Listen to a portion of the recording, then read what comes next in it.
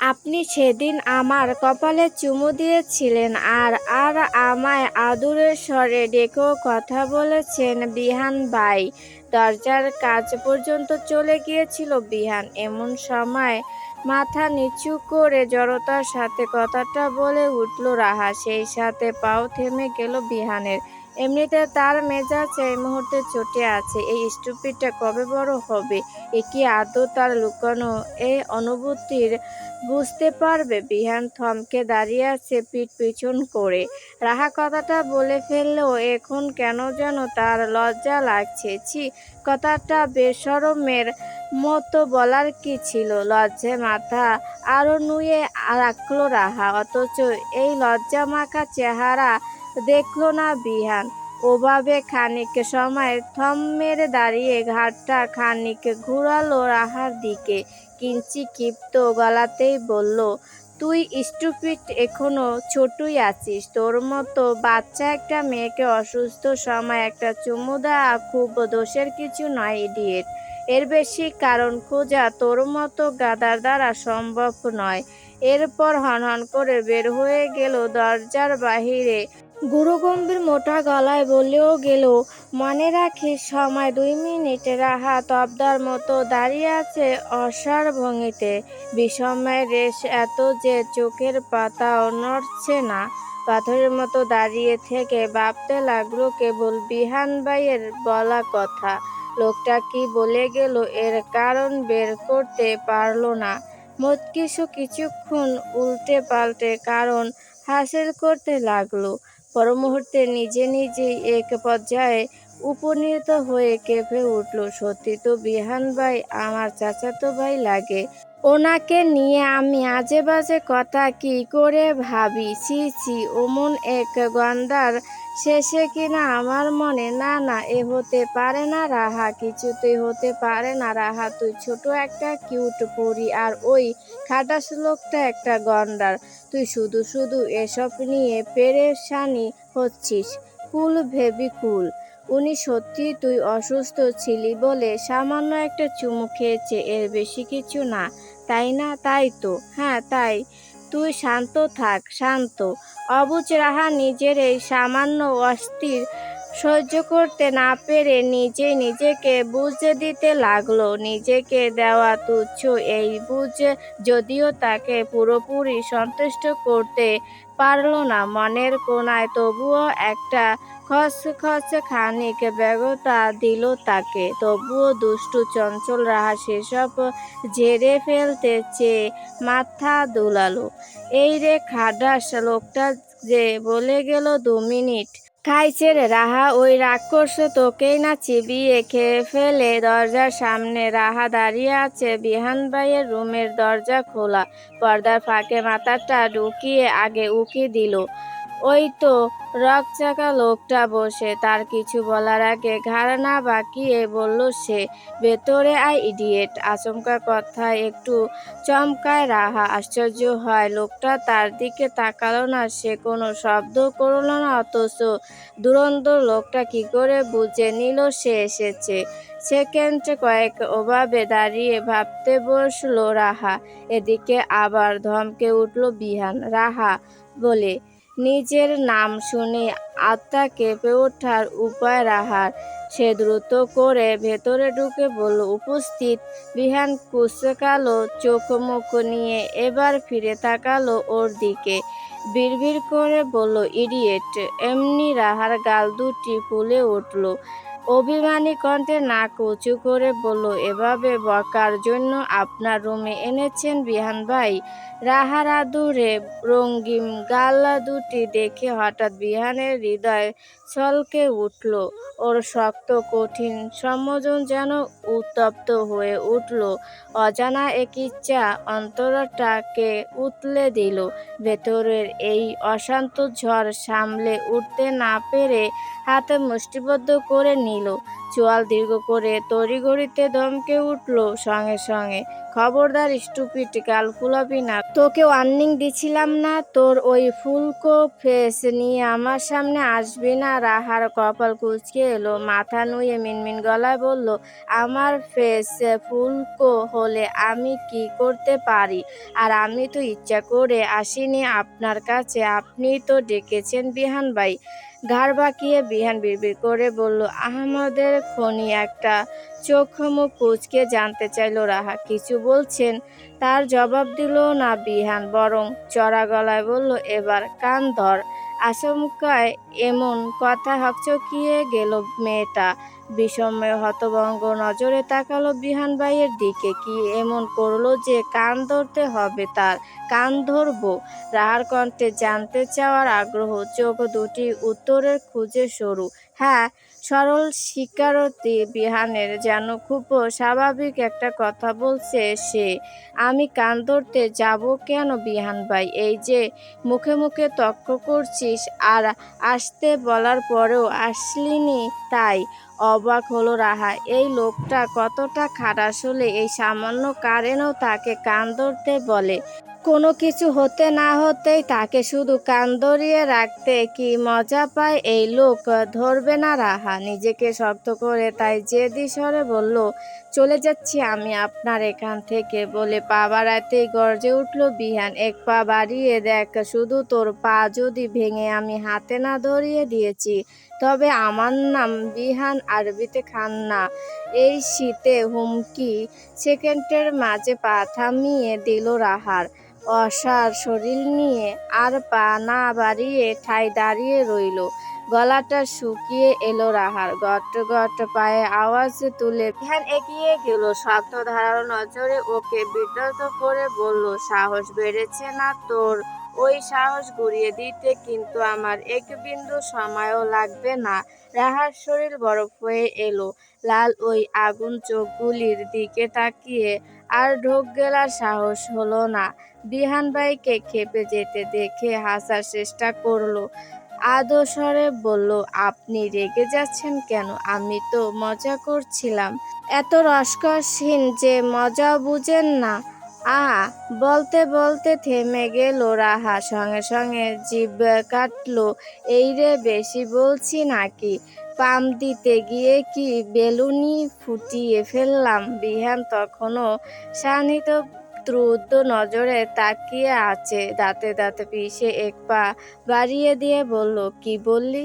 আমি রসকসহীন? আচমকা বিহান ভাই এগিয়ে আসতে রাহা দুই কদম পিছিয়ে যাওয়ার জন্য পা বাড়াতে গিয়ে পড়তে যাচ্ছিল, অমনি ওর কবজি ধরে নিল বিহান ভাই। গভীর নয়নে ওর মুখে নজর বলিয়ে হিস হিস করে বলল, একবার আমার মাঝে ডুব দিয়ে দেখ, সাঁতার কেটেও কুল পাবি না। রাহা কিছু বুঝে ওঠার আগে বিহান দৃঢ় ওর হাত ছেড়ে দিল। অমনি ধপাস করে মেয়েটা পুরোটে পড়ে গেল। বেশি ব্যথা না পেলেও কোমরে হাত চেপে এমন ভান করলো যেন ভেঙে গুঁড়ে হয়ে গিয়েছে। ও মা গো, ও বাবা গো, আমার কোমরটা ভেঙে ফেললেন আপনি বিহান ভাই। বেশ শান্ত মুখে বিহান সেটা পরোক্ষ করলো। ধীর স্বরে বলল, অভিনয় রেখে উঠে পড় ড্রামাবাজ। আমি অভিনয় করছি? অবভিয়াসলি। ওটা আপনার অভিনয় মনে হয়? ওকে, কোলে আয়, একটা আছাড় মেরে সত্যি সত্যি তোর কোমরটা ভেঙে দেই, তখন বেশি করে ন্যাকা কান্না কাঁদিস। এই বলে বিহান ভাই সত্যি ওর দিকে দু হাতে বাড়িয়ে দিল, যেন এখনই ওকে কোলে তুলে আছাড় মারবে। এই দেখে রাহা মনে মনে বলে উঠল, খাইছে, দার্জালটা সত্যি মনে হয় আছাড় মারবে রে। ধড়ফড় করে রাহা উঠে বসলো, হাত ঝাড়তে ঝাড়তে বলল, আমার কোমর ভালো হয়ে গিয়েছে। ভুবন ভুলানো একটা হাসি হাসলো আহমদিটা। সেটা নীরবে বড্ড তৃপ্তি নিয়ে দেখলো বিহান। এবার আগে কান ধর।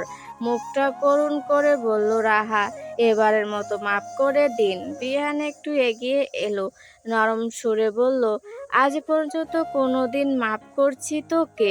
হঠাৎ বিহান ভাইকে এত কাছাকাছি দেখে আবারও বুকটা ধড়ফড় করে লাফিয়ে উঠল রাহার। অন্তর আত্মার ঢিপ ঢিপ ধ্বনি কলরব শুরু করে দিল। আচমকা নিঃশ্বাসটা ঘন হয়ে আসতে চাইল। বিহান ভাইয়ের শরীর থেকে আসা মেলে সুঘ্রাণটা ইঞ্জিনের কাজ করা বন্ধ করে দিল।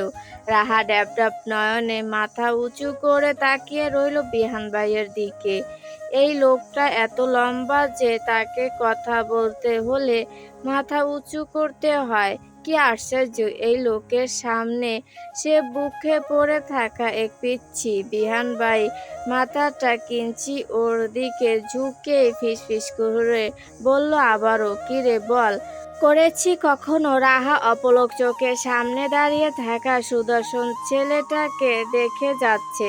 অনুভব করছে তার অশান্ত মনটা খুব বেশি লাফাচ্ছে। আলোড়িত ধ্বনিতে বুক পিঞ্জিরাটা ধক ধক করে কাঁপছে। মেয়েটা কেমন জাদুর কবলে বশবর্তী হয়ে মন্ত্রমুগ্ধের মতো মাথা দুই পাশে নাড়িয়ে নাক বুঝালো। রাহার অমন নির্লিপ্ত আবেগঘন চাহনি দেখে বিহানের বুকের ভেতর হঠাৎ তীব্র একটা ধাক্কা লাগলো। রাহার সেই নির্লিপ্ত অথচ গভীর চাহনিতে তার সমস্ত স্থিরতা ভেঙে চুরমার হয়ে গেল। সংযম ভাঙলো, অজান্তেই শ্বাসটা ভারী হয়ে উঠল তার। এই মেয়েটা তাকে অদ্ভুতভাবে নিজের দিকে টেনে নেয় সবসময়, একেবারে অসহায় করে, তার ধৈর্যের বাঁধ ভেঙে চুরমার করতে। এই আদুরে মেয়েটা সবসময় যেন অস্বীকারবদ্ধ, রাগ, বিষম্য আর অজানা এক কোমল অনুভূতি মিলেমিশে তাকে দিশেহারা করে তুলল। বিহানকে সব সময় ভেতরের ওই দ্বিমুক্ত অনুভূতিতে তার ভেতরে জ্বললে প্রতি মুহূর্তে পিষ্ট হয়, অথচ সবটাই নীরবে একাকী সহ্য করে এসেছে সে বহু বছর ধরেই। উত্তপ্ত শ্বাস বের হয়ে আসলো বিহানের। চোখ সরাতে চাইল, তবুও পারল না। ওই চাহনিতে যেন অদৃশ্য কোনো বাঁধন ছিল, অজানা এক টান ছিল যা তাকে আটকে রাখল নিঃশব্দে। ভেতরের জ্বালাময় ওই অনুভূতির মিশ্রণ হজম করতে বিহান চোয়াল শক্ত করে নিল। তর্জনী আঙুল দিয়ে রাহার কপালে মৃদু টোকা মেরে সরে এলো। পরপরই ধমকে বলে উঠল, এবার ঝটপট কানে ধর, যত দেরি করবি তত সময় বাড়বে। হকচকিয়ে গেল রাহা, এক মুহূর্তে বোকা বনে গেল সে। আচমকা বিহান ভাইয়ের এমন লঘু আক্রমণ বোধহয় সরল বোকা রাহা আশা করেনি। আর একরাশ জমানো অনুভূতি গুলি খান খান হয়ে গেল। অভিনয়ের ভঙ্গিতে কপালে হাত চেপে ধরে ব্যথিত সুরে বলে উঠল, উফ, যেন বিহান ভাই এর আঘাতে তার কপাল ফেটে গিয়েছে। ন্যাকা গলায় কিছু বলবে তার আগে বিহান কক্রোশ স্বরে গর্জে উঠল, কান ধর ইডিয়েট! আচমকাই এমন শিউরে তোলা কণ্ঠ আর বিহান ভাই এর রঙিন মুখ দেখে মিয়ে গেল রাহা। নাক ঠোঁট উল্টে কাঁদো কাঁদো মুখে কান ধরতে ধরতে আদো স্বরে বলল, আপনি খুব পাষাণ বিহান ভাই। রাহার আহমতি লাল টকটকে নাকের দিকে তাকিয়ে থেকে দৃষ্টি ঘুরিয়ে নিল বিহান। ঠোঁট দুটি তার নড়ছে। রাহা ওই গোলাগাল আদুরে মুখটা দেখে যে বেশ উপভোগ করছে। কান্না আটকানোর জন্য নাক টানতে টানতে রাহা কান ধরে দাঁড়িয়ে রইল। কাজের ছলে ছলে বিহান আর চোখে দেখল রাহার বিরক্তি তিক্ত মুখ। এই মুহূর্তে যেন বিহান তার জীবনের সবচেয়ে প্রশান্তির দৃশ্য উপভোগ করছে। সরল বোকা মেয়েটাকে এভাবে কান ধরিয়ে রাহা যেন তার প্রশান্তির আরেকটা কাজ। ওভাবে দুই কান ধরে দাঁড় করে থাকা রাহার আদুরে মুখ আর নাক টানা দৃশ্য যেন বিহানের কাছে পৃথিবীর ষষ্ঠম আশ্চর্যের বিষয়। প্রতিবেলা রাহার এই তুলতুলে বিরক্ত মাখা মুখটা বিহানের বুকে প্রশান্তির ঢেউ তুলে। অবিচ্ছেদ্য এক আরাম তার শিরায় শিরায় ছড়িয়ে যায়। বোকা রাহাকে কান ধরাতে বিহানের খুব একটা বেগ পুরোতে হয় না। অবুঝ রাহা তার রাগী চোখ মুখ দেখে তর তর করে কান ধরে বসে থাকে। বিহান ঘাড় বাঁকিয়ে ঠোঁট টিপে মুচকি হাসে। এরপর টেবিলের দিকে এগিয়ে গিয়ে একটা প্লেটে প্যাকেট থেকে কিছু বের করতে থাকে। আর চোখে সেটা দেখে অভিমানী রাহা রাগে দাঁত কটমট করে দৃষ্টি ফেলিয়ে নেয়। আড়ালে আরেকবার হেসে বিহান গম্ভীর কণ্ঠে বলে উঠে, এদিকে আয়। চোরা চোখে রাহা সেটা এক পলক দেখে মুখ ফিরিয়ে নেয়।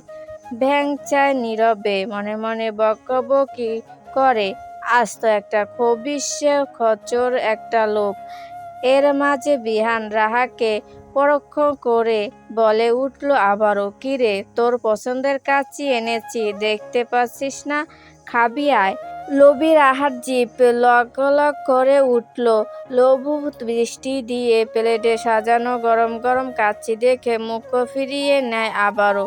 খাটাসে দার্জেলা একটা, এতক্ষণ কান ধরিয়ে দাঁড় করে রেখে এখন কাচ্চি স্বাদে খাবে না? তাকে কি ছোঁচা মনে করে নাকি এই লোক? স্টুপিড ডাকছি তো আমি। তো কি হয়েছে? ঠান্ডা হয়ে যাবে, খেয়ে নে। পানি হয়ে যাক, তাতে আমার কি? আমি কি আর বলেছি আপনার কাছে কাচ্চি আনার কথা?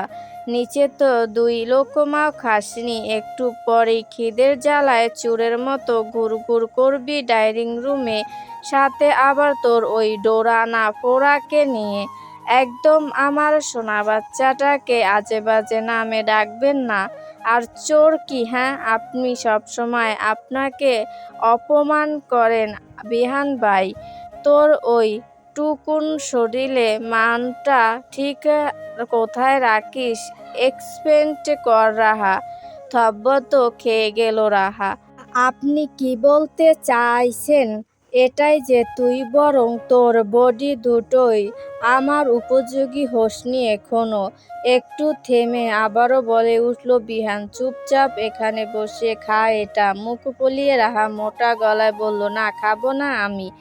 দায় সারা ভাবে বিহান জবাব দিল, ওকে ফাইন, তুই কান ধরে দাঁড়িয়ে থাক, আমি খেয়ে ফিনিশ করি।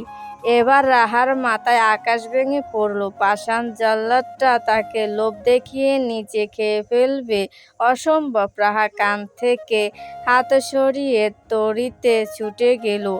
বিহান ভাইয়ের হাত থেকে কাচ্চির প্লেটটা এক প্রকার ছিনিয়ে নিয়ে মুখ ভার করল। কাচ্চির ঘ্রাণে অনেকক্ষণ আগেই তার পেট বকবক করছিল। রাগের কারণে এতক্ষণ নিজেকে আটকে রেখেছিল, এবার আর সম্ভব হলো না। কাচ্চি পাগল রাহার।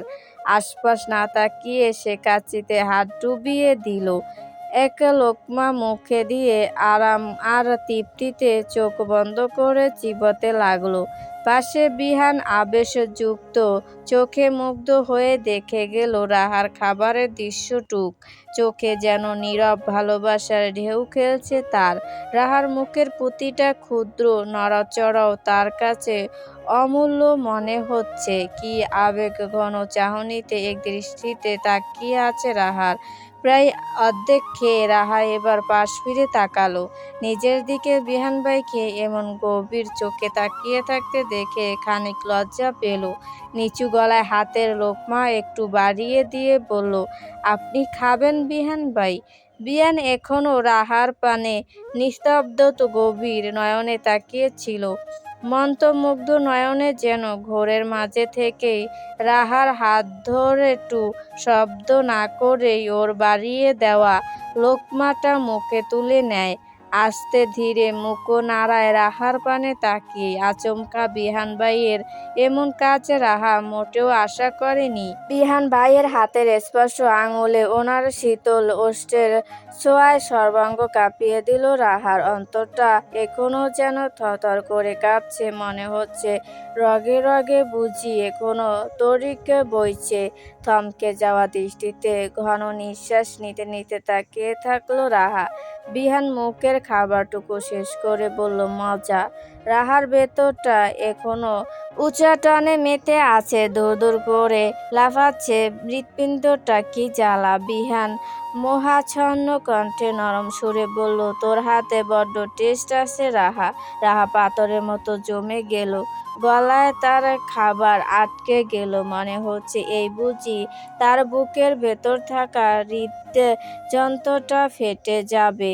হাতটা অসাড় হয়ে গেল, দৃষ্টিটাও থমকে গেল। রাহার এমন পাথুরে ভাব আর ভারী নিঃশ্বাস দেখে বিহান মুচকি হাসে, আর কোনো কথা না বলেই বের হয়ে যায় নিজ ঘর থেকে।